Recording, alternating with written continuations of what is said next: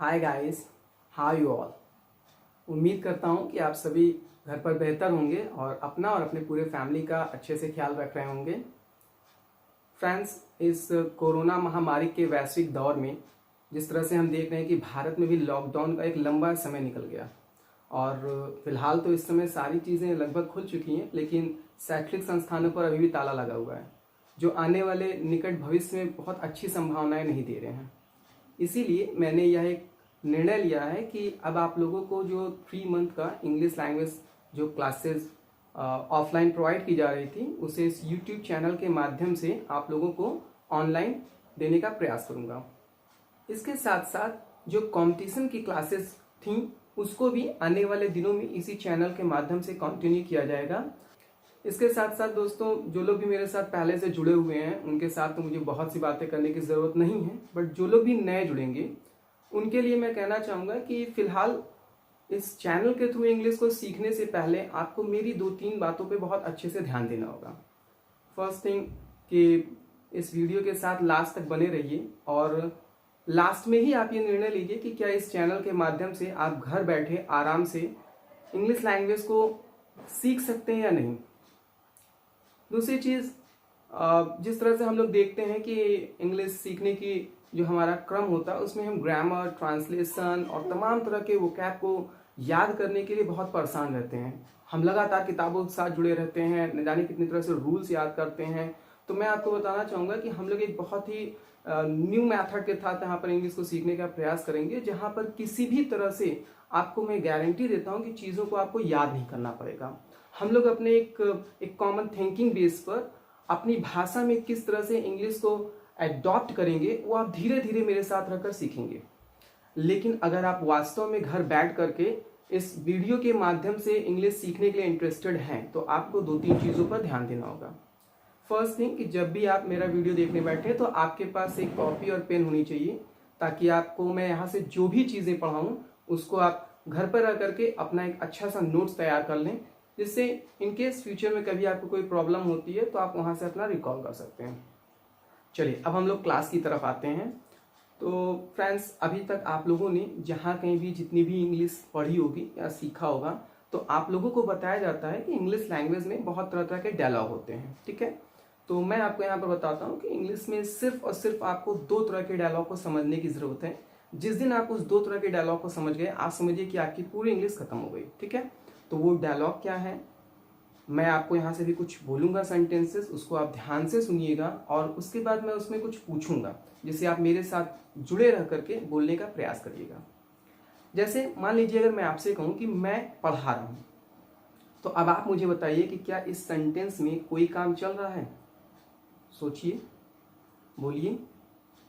आप दूर तो ज़रूर हैं, बट बिल्कुल टेंशन मत लीजिए, आप जहाँ कहीं हैं वहीं से बोलिए, क्योंकि आपको एक बात समझना होगा कि इंग्लिश बोलने के लिए पहले बोलने की आदत डालना बहुत ज़रूरी है। अगर आप बोलने में हेजिटेट होंगे तो प्रॉब्लम ये होगी कि हो सकता है कि आप इंग्लिश की नॉलेज इंप्रूव कर लें, अगर आप नोट्स बनाते हैं, राइटिंग स्किल आपकी इंप्रूव हो सकती है, बट जहाँ कम्युनिकेशन की बात आती है, जब तक आप बोलने का प्रयास नहीं करेंगे तब तक आप इंग्लिश को आसानी से बोल नहीं पाएंगे।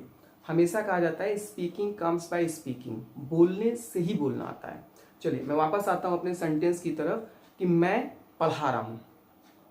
बिल्कुल, इसमें कौन सा काम चल रहा है, पढ़ाने का, ठीक है। इसी तरह अगर मैं आपसे कहूँ आप सुन रहे हैं, कोई काम चल रहा है सुनने का।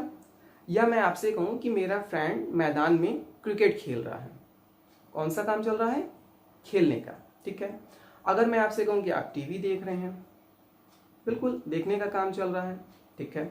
अगर मैं आपसे कहूँ कि मैं अध्यापक हूँ, अब आप मुझे बताइए कि क्या इस सेंटेंस में कोई काम चल रहा है। क्यों, अध्यापक होना कोई काम है। इस समय मैं पढ़ा रहा हूं, पढ़ाना काम हुआ, अध्यापक होना कोई काम नहीं है। मैं अध्यापक जरूर हूं, टीचर जरूर हूं, बट घूमना, टहलना, खाना पीना, मोबाइल, लैपटॉप, कंप्यूटर, गाड़ियां चलाना, वो सभी काम करता हूं जो एक सामान्य आदमी करता है। इसी तरह अगर मैं आपसे कहूं कि आप स्टूडेंट हैं, विद्यार्थी हैं, तो अब आप बताइए क्या स्टूडेंट होना कोई काम है। बिल्कुल नहीं। फिलहाल तो लॉकडाउन चल रहा है, अदरवाइज आप भी स्कूल जाते हैं, कोचिंग जाते हैं, फ्रेंड से मिलते हैं, घूमते टहलते हैं, कितने तरह के खेल खेलते हैं, ये सारे काम होते हैं। तो बस आपको ये ध्यान देना होगा कि जब भी कभी आप किसी भी तरह के सेंटेंस को सुनते हैं तो आप पाएंगे कि सेंटेंस हमेशा दो तरह के होंगे। एक सेंटेंस ऐसा होगा जिसमें आप देखेंगे कि कोई ना कोई काम होगा, और एक सेंटेंस ऐसा होगा जिसमें कोई भी काम नहीं होगा। तो अब मैं बार बार आपसे क्या कहूं कि कोई काम है या नहीं है, इसलिए हम लोग क्या करते हैं, इसे कुछ नाम देते हैं। देखिए फ्रेंड्स, ऐसा कोई भी सेंटेंस जिसमें जो काम होगा उसे हम लोग आज से एक नाम देते हैं और उसे हम लोग बोलेंगे एक्शन। क्या बोलेंगे? एक्शन। और ऐसा सेंटेंस जिसमें कोई भी काम नहीं होगा उसे हम लोग बोल देंगे नो एक्शन। तो शुरू में हम लोग सारी बातचीत करेंगे एक्शन को लेकर के। जब हम लोग एक्शन को बेहतर तरह से समझ लेंगे उसके बाद ही बात करेंगे नो एक्शन पर। तो चलिए मैं फिलहाल आपको एक्शन समझाता हूं। आज आप सभी लोग इस वीडियो के थ्रू मेरे साथ पहली बार जुड़ रहे हैं, या जो लोग भी पहली बार जुड़ रहे हैं, तो मैं बता देता हूं कि जिसे अभी तक आप लोग अपने ग्रामर में वर्ब पढ़ते आ रहे थे उसी को हम लोगों ने यहाँ पर एक्शन नाम दिया है। तो आप भी जानते हैं कोई भी जो एक्शन होता है उसकी कुछ फॉर्म होती हैं। बेसिकली हम लोग कहते हैं 3 फॉर्म होती है, first form, second form and third form. और इसी के साथ साथ आप देखते हैं इसकी 2 और फॉर्म होती है, एक होती है आईएनजी फॉर्म और एक होता है एस या ईएस फॉर्म। इस तरह से हम देखते हैं कि कोई भी जो एक्शन होता है या वर्ब होता है उसकी 5 फॉर्म होती है, फर्स्ट, सेकेंड, थर्ड, आईएनजी और एस या ईएस फॉर्म। फिलहाल अभी आपको इन चीजों को कोई बहुत ज्यादा ध्यान देने की जरूरत नहीं है, क्योंकि जैसे जैसे समय आएगा हम लोग एक एक फॉर्म पर जब डिस्कस करेंगे कि किस तरह से उसका हम अपनी भाषा में इस्तेमाल करेंगे तो वहां पर आपका सारा कॉन्सेप्ट क्लियर हो जाएगा। ठीक है, तो अभी मैंने आपको जो बताया सिर्फ 2 चीजें बताई हैं कि जब भी आप सुनेंगे तो 2 तरह के सेंटेंस होंगे। एक सेंटेंस ऐसा होगा जिसमें हम लोग देखेंगे किसी न किसी तरह के कार्य यानी एक्शन का जिक्र हो रहा होगा, और एक सेंटेंस ऐसा होगा जिसमें किसी भी तरह का कार्य नहीं होगा। तो हम लोग ने देखा कि जो भी एक्शन होगा उसकी 5 फॉर्म होगी, first form, second form, third form, I N G form और एस या ईएस फॉर्म। तो फ्रेंड, आज हम लोग सबसे पहले बातचीत करेंगे आईएनजी फॉर्म को लेकर के।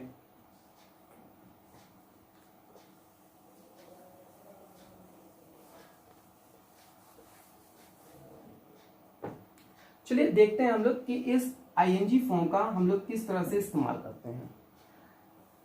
मैंने अभी आप लोगों से एक सेंटेंस बोला कि मैं पढ़ा रहा हूं।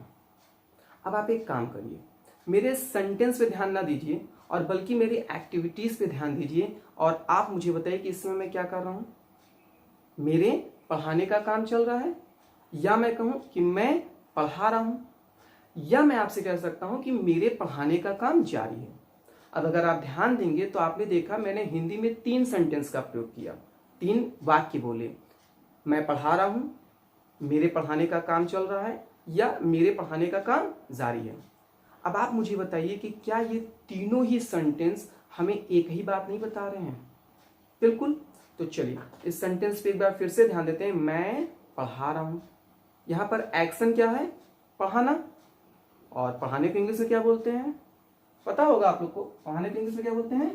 टीच। ओके, सो देखिए फ्रेंड्स, इंग्लिश का एक डैम रूल है कि अगर आप कभी भी किसी भी काम की क्वांटिटी को दिखाना चाहते हैं, जैसा कि मैंने बताया मैं पढ़ा रहा हूं, विच सिंपली मीन्स कि मेरे पढ़ाने का काम इस समय चल रहा है, मेरे पढ़ाने का काम जारी है। तो अगर आप देखते हैं कि इंग्लिश में कोई काम चल रहा होता है, कोई काम जारी होता है, यानी किसी भी काम की क्वांटिटी को दिखाना होता है, तो बहुत जरूरी होता है कि जो काम होगा, काम यानी एक्शन, उसमें हम लोग किसका प्रयोग करते हैं? हमेशा उसमें प्रयोग करेंगे आईएनजी का।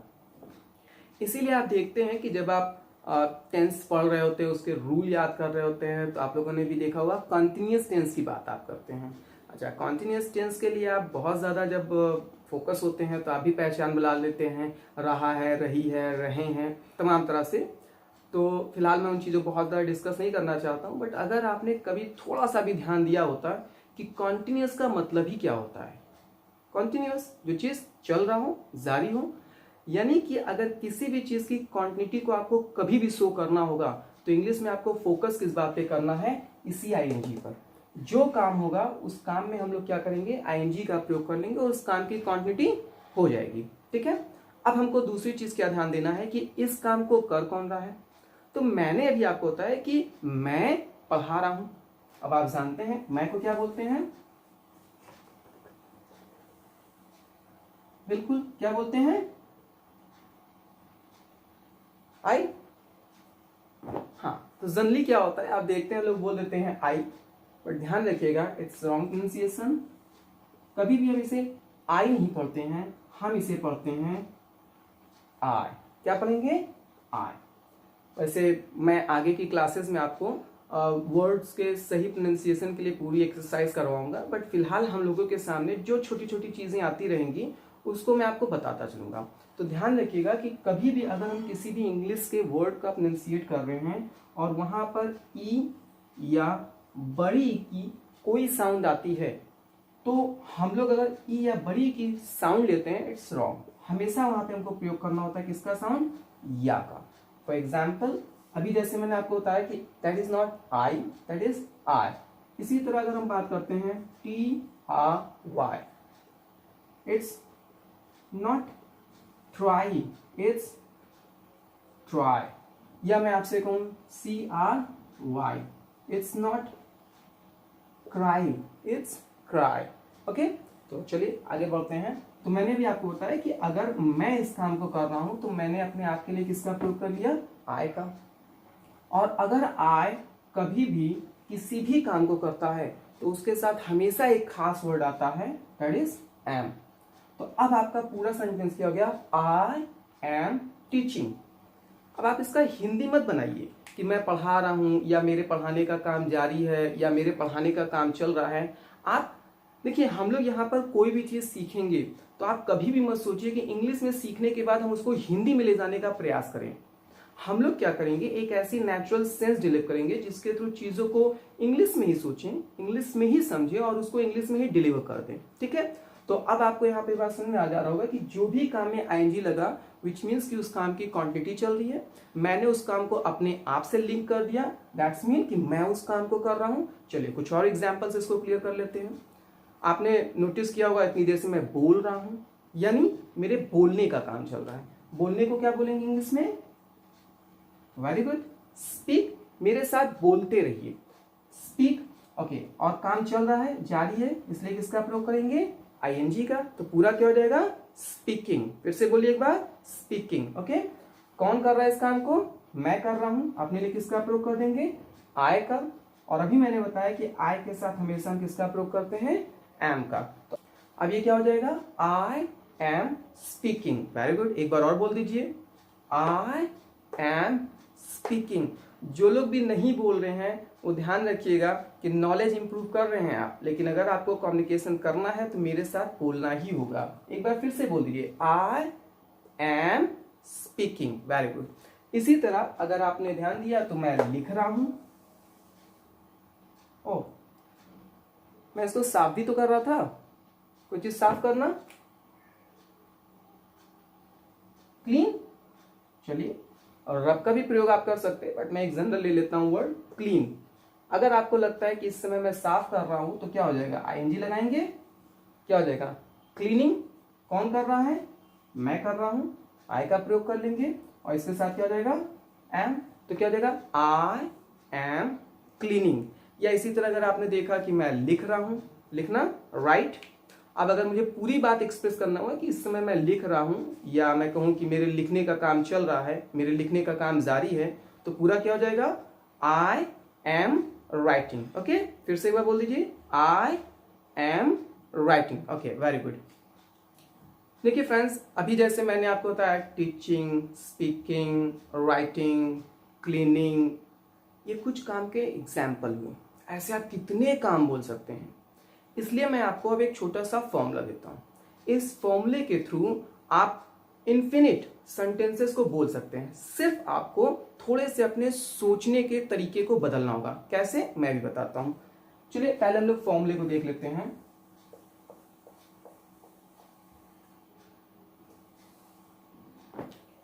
जो भी एक्शन होगा, एक्शन यानी अब हम लोग उसको शॉर्ट फॉर्म में सिर्फ ACT लिखेंगे, आप उसको पूरा एक्शन ही पढ़िएगा। तो जो भी एक्शन होगा हम क्या करेंगे, उसमें लगा देंगे आईएनजी को। ओके, कौन कर रहा है इस काम को, मैं कर रहा हूं, इसलिए आई का प्रयोग कर लेते हैं। और इसके साथ हम किसका प्रयोग कर लेंगे, एम का, क्योंकि किसी भी काम की क्वांटिटी के लिए अगर आई यानी आप सेल्फ में किसी काम को कर रहे हैं और इसकी क्वांटिटी को शो करना होता है तो आपको एम लगाना जरूरी है। ठीक है, तो ये अब आपका एक फॉर्मूला हो गया, I am action plus ING।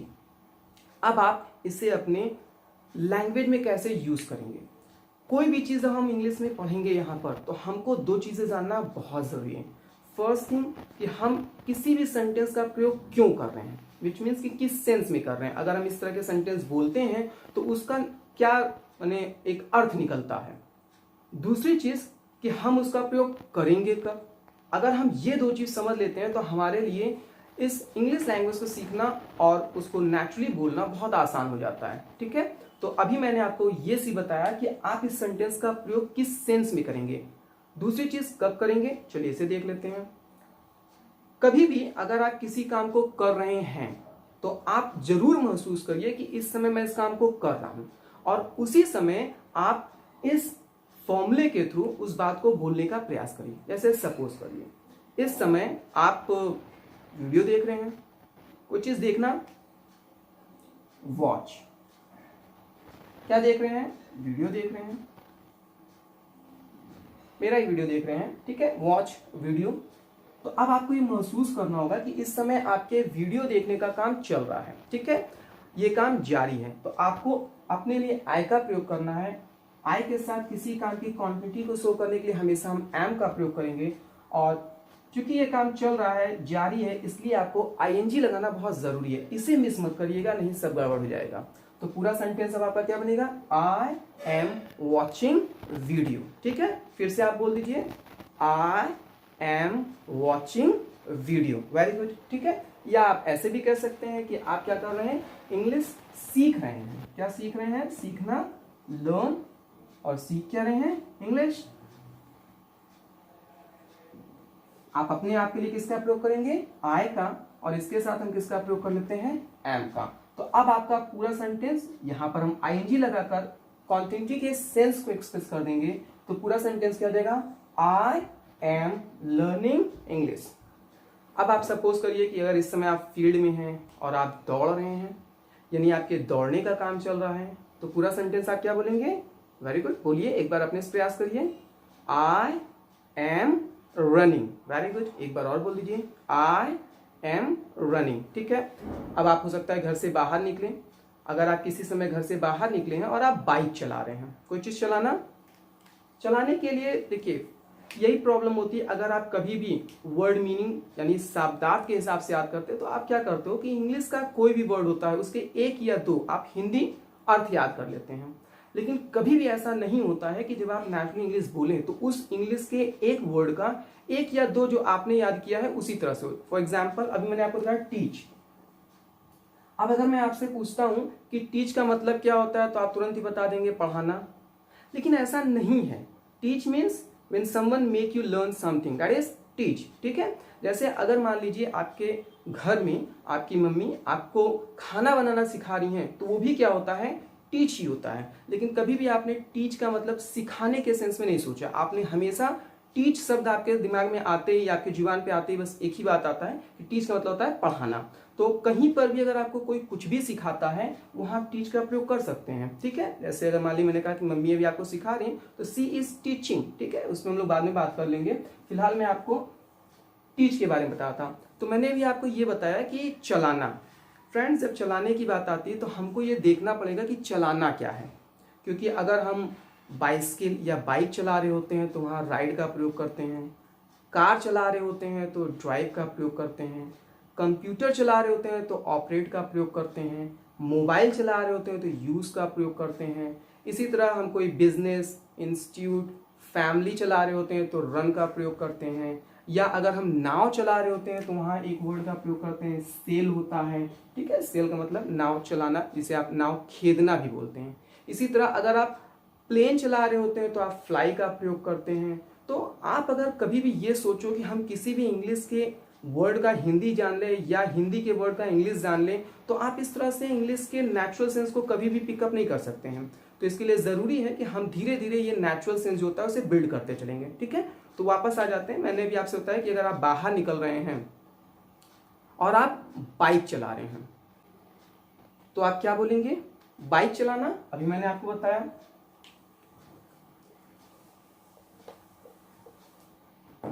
That is ride. चला क्या रहे हैं? बाइक। अब अगर आप बाइक चला रहे हैं तो आपको एक सेंटेंस का प्रयोग करना होगा। आप बोलिए, खुद से बोलिए, I am riding bike. Very good, फिर से बोल दीजिए, I am riding bike.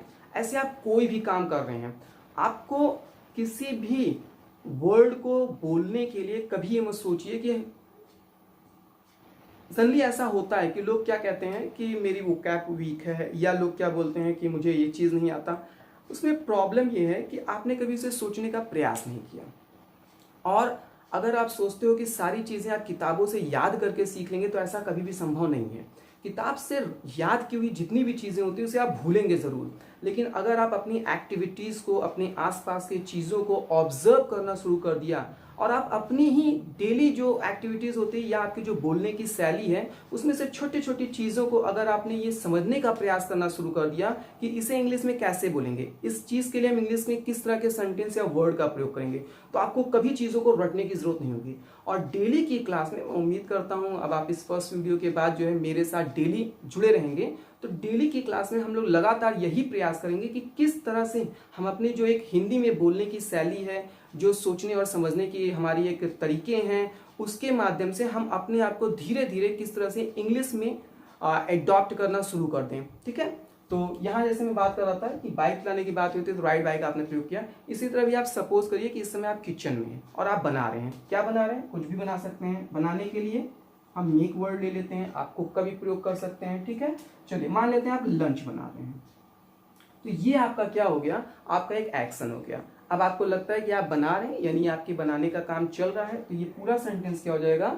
I am making lunch. ठीक है, जब तक आप आईएनजी का प्रयोग नहीं करेंगे आपके सेंटेंस भी सही नहीं बनने वाले हैं और साथ ही साथ आप सेंस भी वो नहीं एक्सप्रेस कर पाएंगे जो आप कहना चाह रहे हैं। इसलिए आईएनजी को मिस मत करिएगा।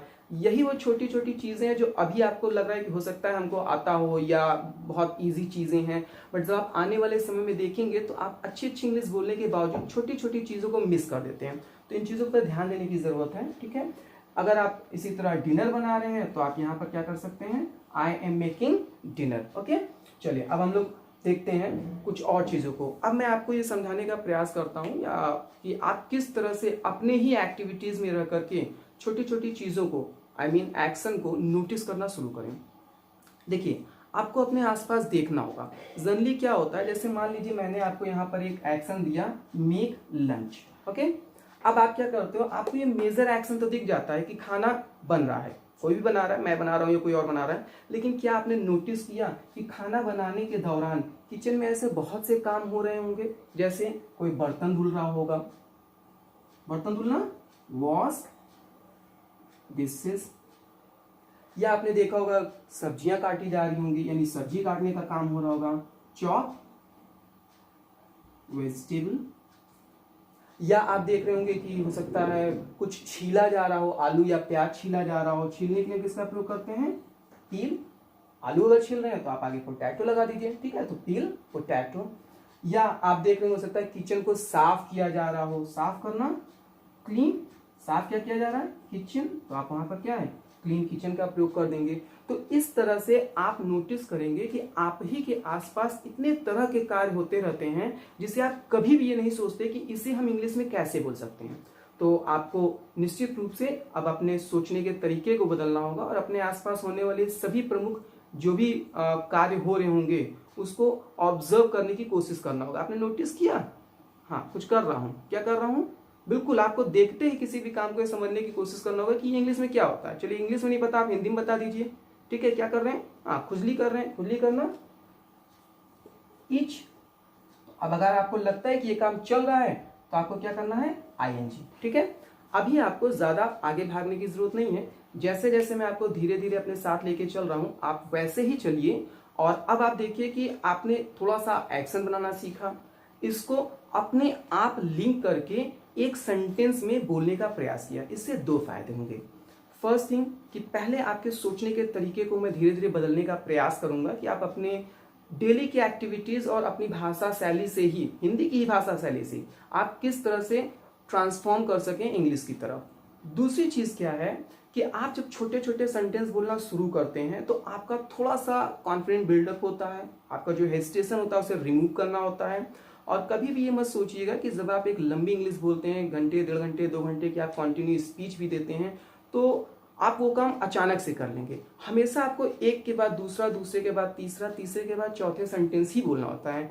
जैसे अगर आप काउंटिंग जानते हैं तो 1 के बाद सीधे 10 नहीं आता है, आपको 1 से 2 पे जाना होता है, 2 से 3 पे जाना होता है, और इस तरह से सो ऑन करते हुए आप 10 तक पहुंचते हैं। तो जब आप अपनी सारी तरह की बातों को इंग्लिश में बोलने का प्रयास करते हैं, या आप चाहते हो, मैं जानता हूं आपकी भी इच्छा होती है कि आप भी बहुत अच्छी फ्लुएंट इंग्लिश कर सकें, तो इसके लिए आपको छोटी छोटी चीज़ों से ही एक एक सेंटेंस बनाना सीखना होता है। और फिर एक ऐसा समय आता है कि सबको हम लोग कंबाइन करते हैं या सबका इस्तेमाल एक साथ करते हैं और बेहतर तरह से अपनी बातों को लोगों के बीच में रख सकते हैं। ठीक है, तो वो सारा काम हम लोग धीरे धीरे करेंगे। तो अभी फिलहाल आपको क्या करना है, जैसे एक्शन मैंने बताया, आपको उसको थोड़ा सा फोकस करना है। और मैंने आपको एक फॉर्मूला बताया, इसके थ्रू प्रयास करिए कि डेली 5 से 10 सेंटेंस आप बोल सकें। ठीक है, तो जब तक मेरा नेक्स्ट वीडियो नहीं आपको मिल रहा है, एटलीस्ट आप 5 से 10 सेंटेंस बोलने की कोशिश करें। ठीक है, आपको क्या करना है, अभी ऐसे होता है वॉश डिशेस, तो आपको किसी भी काम को देख करके ये महसूस करना है कि ये काम कोई भी कर रहा हो, आप उसकी मतलब चिंता मत करिएगा, सिर्फ आप काम को पहचानिए और ये महसूस करिए कि उस काम को मैं कर रहा हूँ। जैसे वॉश डिशेस की बात आई तो आप भी फील करिए कि आप इस समय बर्तन धुल रहे हैं, तो आप पूरा सेंटेंस क्या बोलेंगे, I am washing dishes. Okay, ठीक है। इसी तरह अगर आपको लगता है आप वेजिटेबल काट रहे हैं या कोई और भी काट रहा है, तो आप अपने आप को ही फील करके बोल दीजिए, आई एम चॉपिंग वेजिटेबल्स। ठीक है, इसी तरह अगर आपको लगता है कि आप आलू छील रहे हैं, सो आई एम पीलिंग पोटैटो, या किचन साफ कर रहे हैं, आई एम क्लीनिंग किचन। ठीक है, इसके साथ साथ फ्रेंड्स ये मेरा फर्स्ट वीडियो था, तो मैं नहीं चाहता कि इसको बहुत लेंदी किया जा सके, और छोटे से इंट्रोडक्शन के साथ मैं आपको आज इंग्लिश की शुरुआत किया हूँ कि किस तरह से हम लोगों को आगे की पढ़ाई करना है। और I hope you guys enjoy this video and will be continue with me. Thank you so much.